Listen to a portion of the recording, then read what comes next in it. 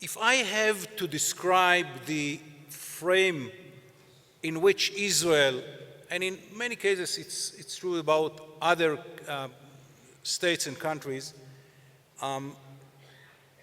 is living and has to make decisions, is world in a change. If someone left our area for the last 10 years and he would come back today, he would not recognize what he sees. It is true for sure about the Middle East, and I'll elaborate it later, but it's also true about the world as a whole. Who would believe that the President of the United States of America will stand somewhere saying, if that and that and that happens, that will be the reaction of the United States of America. And that happened. And nothing was done by the United States of America. And he will stand and explain why he thinks that using force by the United States of America is not the right decision. And believe me, it's not the president. It's the United States of America. They changed. But the problem is not the United States of America is not in the same position that they had 10 or 15 years ago. There is a vacuum. No one is coming to take the position of the United States of America as, international power who is ready to pay the price for others. Remember, United States of America came to save the world 100 years ago in the First World War, then in the Second World War, then in the Cold War, and then in the war against terrorism. Who will take this position tomorrow? The United States of America standing, saying loud and clear, we are not intent to be anymore the police of the world. And I can understand them. They paid high prices. What they got? Demonstrations around the world. Yankees go home. So why should they pay the price? People used to say, okay, it's the end of history, and now we will have international institutions which will take the responsibility. International Court, United Nations, so on and so forth. None of these organizations has the capabilities, the abilities, and the will to do the job. Look what happened now in Syria. More than 200,000 people were killed. Millions became refugees. Where is the world? Where is the United Nations? Where is the Secretary of the United Nations? There is no any substitute to the United States of America relating to enforcing kind of justice and fairness around the world, with all the problems which came with this behavior of the United States of America. One of the generals of the United States of America once asked about the colonialism of the United States of America, and he said, remember, in no war we got any control on peace and land which is bigger than was needed to bury our people that we lost in those battles. And he was right. So the Americans are not there anymore. No one is taking the responsibility. No international organization is in a capacity to do the job. And in Hebrew there is a say, Kol de'alim gvar, the one who is stronger is making the decisions. And it's all around the world. It's not just the Middle East. Look at the reaction of the Europeans on what happened in Ukraine. Where is Europe? So the whole world changed, and if after the collapse of the USSR, there was a fantastic book called The End of History, at the same year there was another book, Clash of Civilizations. No question the second one is more, how to call it, near to the reality than the first one. We are living in a time of clash of civilizations in which there is no any international responsible policeman, and there are not enough capabilities within the international institutions to take the responsibility. So this is the frame. It's all around the world, by the way. It's true about the Pacific. It's true about anywhere that there are frictions today. Now to the Middle East. If there are changes in the whole world, nothing was changed more than the Middle East. The other day I was in New York and in Washington, I was asked by a professor if it is true to say that the Middle East went back to the pre-First World War area. And the answer is yes and no. Yes, because what we see is all the frictions, the problems that took part before the First World War under the Ottoman Empire. And no, there is no the shock observer system of the Ottoman Empire. So we are facing the same problems without any way to deal with it, to solve it. And this is what you see in Syria. And no question, General Assisi saved Egypt from the same goal, from the same situation, by taking the responsibility upon himself before the elections. Because otherwise, Egypt could go down with the ideology of the Muslim Brotherhood, I don't know where to. Far away from modernity. And this is the real issue in Egypt today, because Assisi himself is a very, very Muslim. You could see his wife in the television. How you identify, or how you say that she's not a very religious one? Very religious. But he understands that what the Muslim Brotherhood offer Egypt is going away from modernity. And he decided that he cannot agree to that. But the whole Middle East, it's true about Libya, which does not exist as a state. It's true about Syria. Look what happened today in Iraq. In Iraq, after so many years of friction between the Kurds in the north, the Sunnis in the center, and the Shiites in the south, what we see today is a new phenomenon. A huge Al-Qaeda state, which is going from Baghdad, from Fallujah, to Syria. How long it will take this extremist Salafist to push towards Jordan, or Turkey, or Lebanon, or all of them together, or one by one? Who will be there to contain them? Who is strong enough to deal with this extremist, which will build Al-Qaeda state in the center of the Middle East, threatening Turkey in the north, Jordan in the south, and Lebanon to the west? And if they will not be contained by someone, what will happen in the Middle East?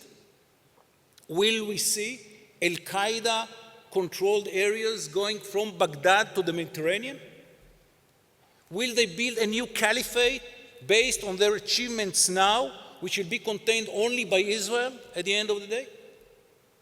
No one has an answer. And no one is ready to be involved. I have a friend in America who used to say, if you want to be engaged, you have to buy a ring. Who is ready to buy the ring? The Iranians. The Iranians are ready to buy the ring. And what you see now in Syria is not that Assad succeeded to win the war against the rebels. It's the Iranians with many Hezbollah people inside Syria taking part on the ground. I mean, they are fighting, they are losing people. I think that they lost in Syria more than they lost in the last operation against Israel in 2006. And this is the only reason why Assad succeeded to survive. He couldn't do it by himself. So the Iranians are ready to buy the ring. who is ready to buy a ring to save the area from the extremists of Al-Qaeda-like. So all these changes around the world and within the Middle East is very important factor in this decision-making process in the State of Israel, and should be. We cannot ignore it. We cannot say, okay, like 20 years ago, that's what we'll know. What we can learn from that? What are the main three lessons that we should learn? One is modesty. No one could anticipate what will happen in the Middle East. In many areas, it's an unknown. I remember myself when I took the job of the National Security Council, a month later, I spoke with the Prime Minister in one of the long nights that we had together, and he said, Yaakov, it's my nickname, what do you think about Egypt? And I said, in Egypt, it's very clear. It's either the army or the Muslim Brotherhood. In Egypt, there is no any other organization who is as strong as the army or the Muslim Brotherhood. So depends if the generals will let to go to free election, probably the Muslim Brotherhood will win. So my assessment was it will be more than 50%. So I was not surprised by that. I was surprised by the 24% of the Salafists. That was a surprise for me. I thought that they will be around 10%. Anyhow, and I even was not surprised by the process. I told everyone, these young people in the Tahrir Square speaking nice English to the CNN, this is not Egypt.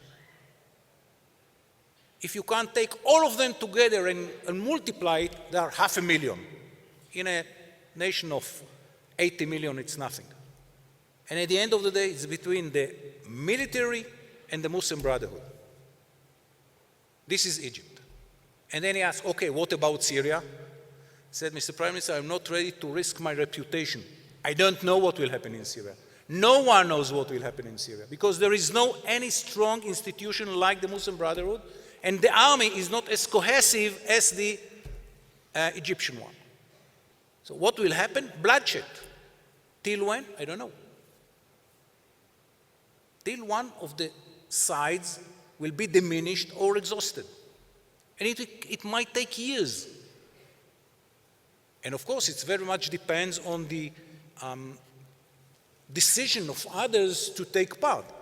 If tomorrow the Sunni countries will send their people, it will be changed. If they send only money and weapon systems and whatever is needed to the rebels, it might change. But the balance there between the regime and the rebels is such that it will take years. One of the reasons that any side, every side in Syria, understand that if he will be overcome by the other side, it's the end. I mean, the slaughter that will be there is enormous. What we see today is nothing compared to a situation in which one of this side in Syria will win the battle. The other side will not survive. To say it the Alawite in Syria are 12%. They know that if they lose, they will be 3% within 1 month. And all the others will be underground. So they will be covered by bulldozers. What they did to the Sunnis in Hama, the Sunnis will make them in other places. And this is why everyone is fighting to the end. No one is ready to compromise. No one is ready to find a solution, because there is no solution. It's not surprise to those who work with the materials in the last few years. I remember myself meeting a Sunni lady many years ago, and I asked her, what will happen if theoretically the Alawite will lose the control? What will happen in Syria? She looked at me, very nice lady, said, we will walk on blood to our knees. This is the language that both sides use towards the other side. And this is why in the first lesson that we should learn from what happened around us in the Middle East is modesty. We don't know what will happen. How it will end in Iraq, what will happen with the Kurds, will they fight the Al-Qaeda, will Al-Qaeda control Baghdad tomorrow, what will happen in Syria, how Jordan will survive, what will happen in Saudi Arabia. Saudi Arabia has a huge problem. They have to move from one generation to another. They don't have any experience in that process because the generation of the sons is fading, and they have to move to the generation of the grandsons of the old king. How to do it? They never did it. And Egypt, you know, Assisi now is on control, but to solve the problems of Egypt, how many years that will take? Is it possible? So modesty is a very important key lesson for us from what happened around us in the Middle East. The second lesson is cautious. We, as a state, should not make steps that might bring us to a situation in which Israel will not have the ability to defend itself. If I have to make now, in principle, not about any specific action, a decision between big enterprise or cautious steps, take the second one. Because of what I said before, we don't know how this process will end, how it's going on, what will happen in the Middle East. So cautiousness is very important. And you know, people say, we have to do something. The situation is very bad. It's like a friend of mine who stood in front of a huge, how you call it, tehom, on a cliff. And what he said, okay, I'm now on a cliff. I have to move the tehom. No, go back. If you are on a cliff, don't move ahead. Go back. And that was a huge mistake to think that because the situation is problematic, we have to make a big enterprise, you know, to find something, initiate something. No, be cautious. It's better in this situation. And the third one is determination. There are some specific issues that are very important for us. About them, we have to draw a clear line that if it will be crossed by someone, we will have to act. We have to be very cautious to pick those issues. It should be very clear where it is critical for us and where it is not critical for us. And only in issues which are very critical, we have to draw the line. We don't have to speak about it, but the other side should understand where are the red lines. And there are many ways to tell the other side where are the lines. But if someone crosses the line, we should be very determined. Why?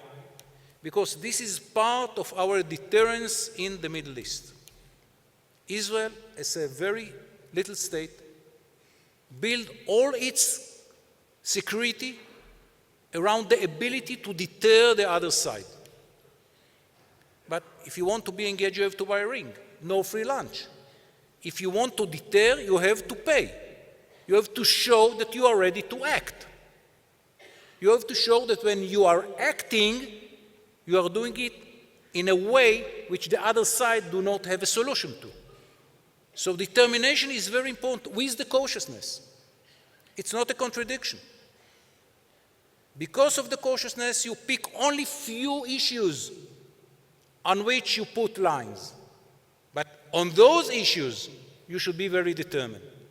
And we try to do it the best as we can.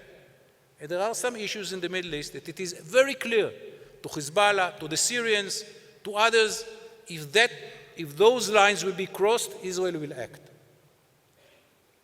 It's not without risk, because time and again, we have to assess what will be the reaction of the other side. And we have to take into consideration that we might be wrong, and what we thought will be swallowed by the other side will not be swallowed by the other side, and you will react, and the question is how you react to the reaction. And you don't want to go to a slippery slope situation. So it's not so easy, but it's very important to make clear decisions about the red lines that Israel will not let others to cross. Here I want to say some words about Iran. There is a big shadow on the Middle East. If Iran is going to be nuclear, that will change the Middle East in a very bad direction. Rough organizations like Hezbollah and Hamas and others will be much free to act, knowing that there is a nuclear umbrella in Iran. One of the leaders of Iran said in the past, Israel is a one-bomb state. We cannot allow ourselves to be in a situation in which someone in Iran will decide if to use the military nuclear capability or not. This is why Israel is so determined. We will not let Iran to be nuclear.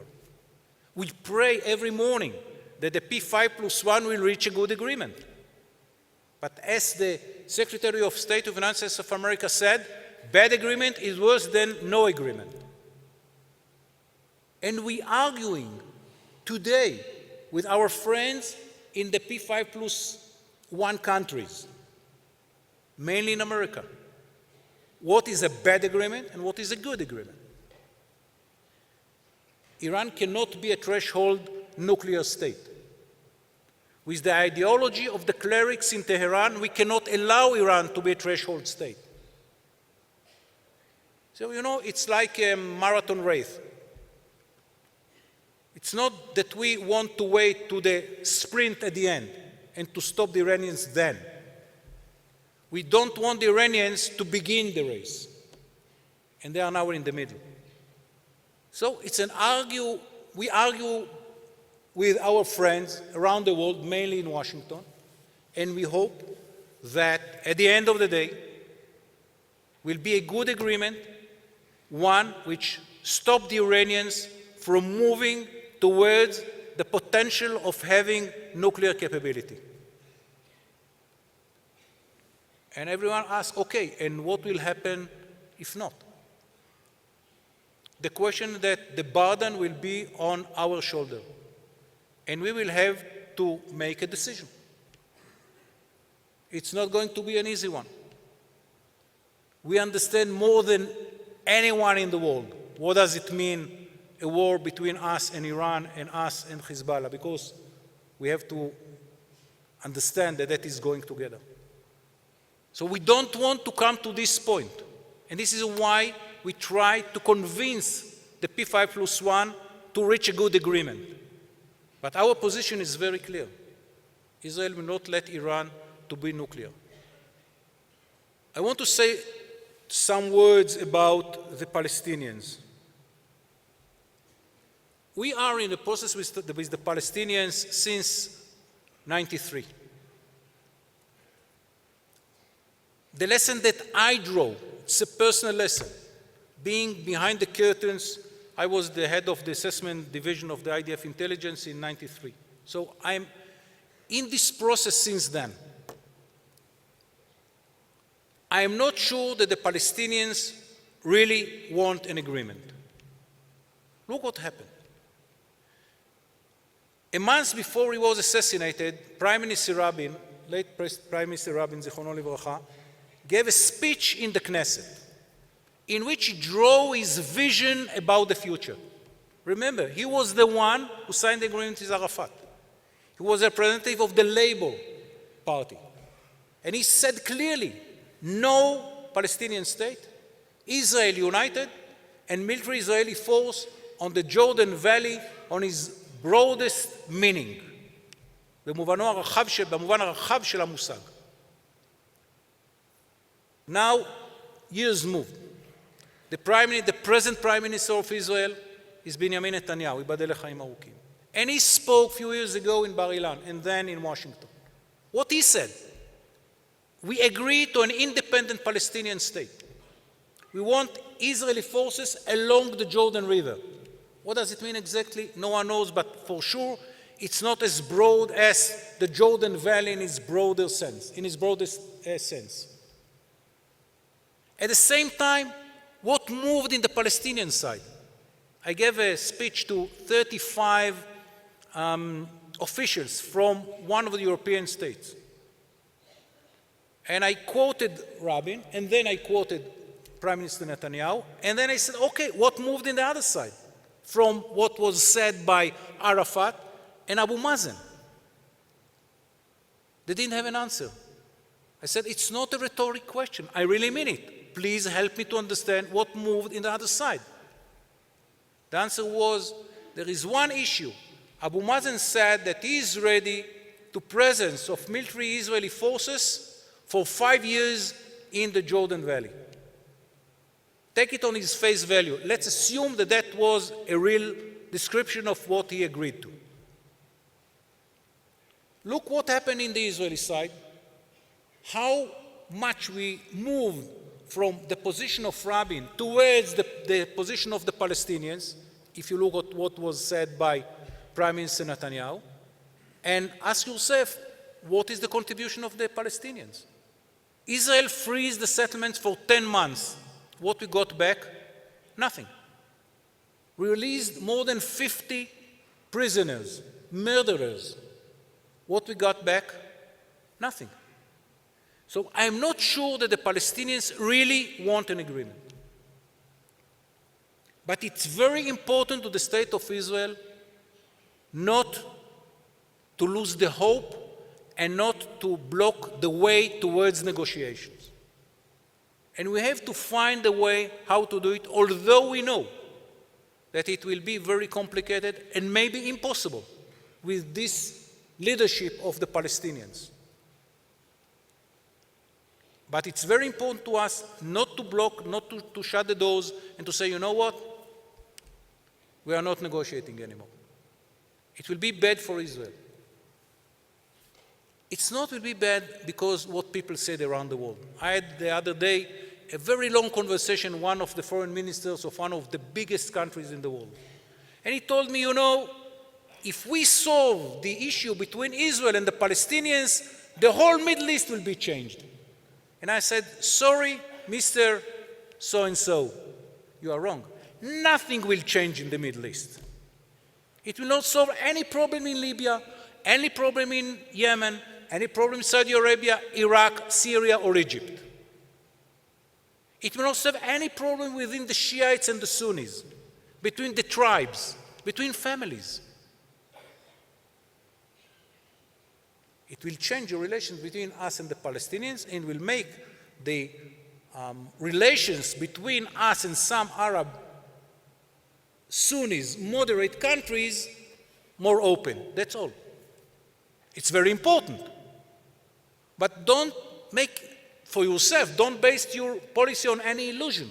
The Middle East will already change because of that. Israel doomed to live in an area in which around us there is a chaotic situation for the next, I don't know how many years. And that will not change because of our agreement with the Palestinians, which is very important for itself, for ourselves, for the Israelis, but will not change the Middle East. So this is the situation in which Israel is, and we have to learn with it. There is one very important element which underlines our whole situation. Is not going to be changed. It's becoming more complicated because of the chaotic situation around us. And this is the asymmetry between Israel and our neighbors. We're doomed to live in asymmetry. Even if all of you will come from all around the world, all the Jews will come to Israel. And I hope that you will. We will be 12 million Jews, surrounded by 300 million Arabs and 1 point, I don't know how much, billion Muslims. This asymmetry is not going to disappear. We're doomed to live in this asymmetry. Israel will be a very little country within the Green Line, 20,000 square kilometers. That's all, like Kuwait. The other day I was with my wife in Sydney, and we went from one side to another and told you the length of Sydney is more than the depth of Israel. We're doomed to live in this asymmetry forever. We'll be the only Jewish state. We have to face in the United Nations 57 Muslim states. It is not going to be changed. Whatever we will do, with agreement with the Palestinians, without agreement with the Palestinians. There is only one effort that we can do, you know what, two, that we can do to overcome this huge problem. One is to be in a position that we always have good relations with one superpower. And today is the United States of America, and we should keep it in this situation. There is a price to such relations. From time to time, the Americans apply to us and say, please don't do it, it's against our interest. And we should take it into consideration. You know why? Because from time to time, we apply to the Americans and say, please do that and that because this is our interest, and they are also taking it into consideration. And when there is a vote in the Security Council of the United Nations, I don't see any other country vetoing it but the United States of America. And so on and so on. Not mentioning the $3.5, almost $4 billion that we are getting from America every year. So there is a price to such relations. But Israel, as a little country in this area, cannot survive without a big ally, and we are fortunate to have the United States of America as an ally. With all the problems, with all the questions that people ask and so on and so forth, and I know all the questions, but I have many answers to those questions. And believe me, the military and intelligence relations between us and the United States of America today are better than ever. So this is one issue that we should be very orthodox about, to have good relations with the United States of America. And there is a price. The second effort that we should do is within Israel. The only way to keep Israel in a position to overcome the bridge of asymmetry is to build a strong state. Strong means democratic state, open society, which allow people to ask questions, to criticize, because this is the basis for innovation. In closed, undemocratic systems, there is no innovation. So there are values of democracy that we should keep because of their values. But it's also the best tool to build a good society for the future, to open it as much as possible, to absorb people who are coming from outside. Strong democratic Jewish state is the key for having the qualitative edge which is so needed to overcome the asymmetry of Israel. And there are some tools that we are using. You know, I think that many of you read the Startup Nation. What is the idea which builds this capability? Every year, we are picking within Israel between 300 to 500 wise kids, women and men. We invest on them years of education. And then we put them in those areas, in those points that we, the decision makers, believe are the most important for the security and the well-being of the state of Israel. No free lunch. They are not in other places. Because we decide for them where will they be. And we decide for them where are those important places in which we want these wise kids to do the job. And you can meet American general coming to visit somewhere in Israel, and he meet a lady in the age of 22, and she speaks about what she is doing. He say, in our system, it's a very old colonel is doing the same. why we try to put these very intelligent, young ladies and gentlemen in those places which are important for us. It's only one tool to build the qualitative edge that Israel needs. Because if we want to overcome the basic asymmetry that we doomed to live in, there is no any solution to that. Whatever will be done is to have a strong ally outside. There is a natural one, it's the Jewish people, and there is the one that we have to work very hard to have with us, it's United States of America, and qualitative edge within everything that we are doing. It's true about our leadership in the military, it's true about our economy, it's true about our universities. I don't know if you know, but the Chinese invested in the last 3 months almost $1 billion in 3 universities in Israel. The real number is $650 million. Why? They are looking for innovation. And where is one of the sources of innovation around the world is the state of Israel. So if we can cooperate with the Chinese in areas which are good for both sides, we intend to do it. With all the constraints that we put upon ourselves because the relations between China and the United States of America, the Chinese know it, we were very open towards them. We told them there are some areas relating to military and security that we are not going to cooperate with them. But in other areas, they are more than welcome. It is only one example how Israel is building itself to be in a position to have qualitative edge in the future as we have today, because there is no any other way to overcome the gap of asymmetry without putting a lot of efforts to build this qualitative edge. So, to sum it up, we are living in a chaotic world. We are living in a Middle East with change every day, and no one has a clue idea how it will be ended. We should be very cautious, but at the same time very determined, and to build a strong Israel that will overcome the asymmetry gap that we're doomed to live in. Thank you very much.